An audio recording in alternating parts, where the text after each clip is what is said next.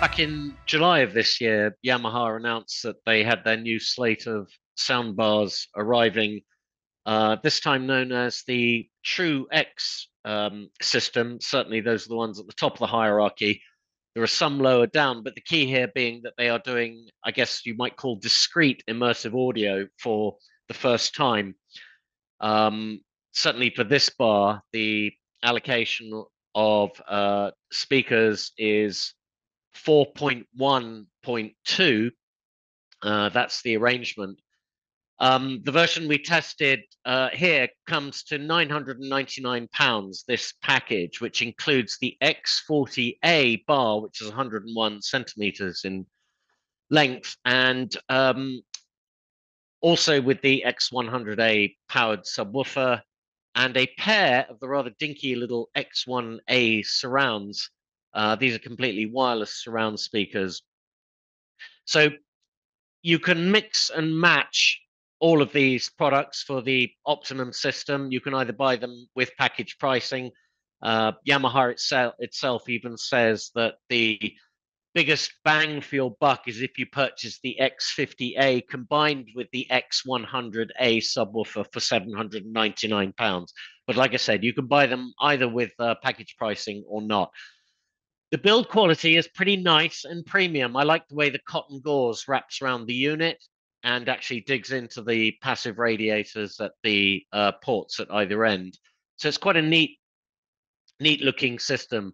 The sub has a slightly retro appeal, I suppose, with its textured grille and the tuning forks logo in the top left-hand corner, which is a little bit of a departure from the way that the soundbar itself looks, which looks very much sort of very contemporary, and yet the sub has this slightly retro look about it. Um, the the very fact though that you've got a grille allows for some more placement flexibility, seeing as it's not just a dull grey or black box. So if you have the grille facing you, it does look a little bit more pleasant than maybe what some of the competition would offer. And again, those X1A surrounds, they're actually quite beautiful little things. They're a bit like a little Amazon Echo or Fire TV Cube. They've got sort of very nice tactile top, and um, the gauze material actually goes round without surround goes around the entire speaker without a break. Um, and the key here is that it can be used as portable streaming speakers as well. So that's quite a nice touch. So you can either dial them in as uh, portable, sorry, as surround speakers to your left and right, and have them literally sitting on a side table or even on the arms of the sofa. And then when your movie is over, you could, um, uh, store them for another time, but also you can stick them in a rucksack and take them away and use them as a wireless speaker on the go. So that's quite a cool thing. The setup of the system is really very easy. And the soundbar controller app, Yamaha soundbar controller app, is full featured and very usable. I still find it a little bit annoying that manufacturers haven't found a good way yet to get playback info to the seating position by looking directly at a typical soundbar. Of course, you can use the app, but it would be nice to be able to look directly at the bar and get some kind of effective display that isn't just a few dots or a few little LED lights doing different things, which you have to then decode. But anyway, this all represents a bit of an overhaul for Yamaha's soundbar line because they're including, like I said, discrete Dolby Atmos rather than a post-processed form of DTS:X or Dolby Atmos sound. This gives you a 4.1.2 sound field, as I said, split up into left, right, and two surrounds for the four, the subwoofer as the 0.1 effectively, and two angled upward facing drivers for the 0.2.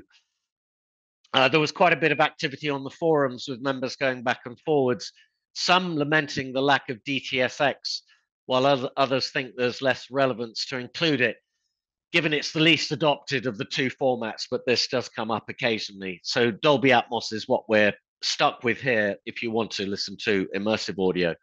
The movie sound is actually pretty impressive. The surround envelope has some height effect, and the two X1A surround speakers are excellent. And actually, even when I mentioned this in the review, but I was watching The Exorcist, you get some really quite impressive surround effects. But the thing that I was really impressed with is that sonically there's quite a smooth character to the sound field, and this is something you don't usually hear with a soundbar of this class, or um, certainly within this price range.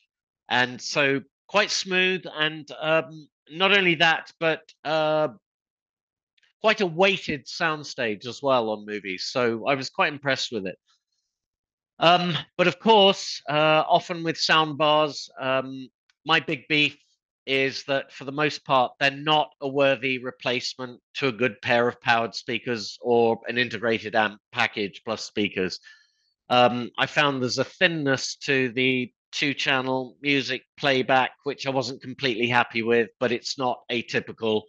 And when these companies are using racetrack drivers and other, I guess, compromises to fit into a rail, in effect, with mounted speakers, it's not the best option. But that's something that we have to deal with soundbars. We have to live with it. Okay, well, Martin's full review is on the site. If you want to delve deep into that, then head over to AVForums and read his review. Thanks very much for that, Martin.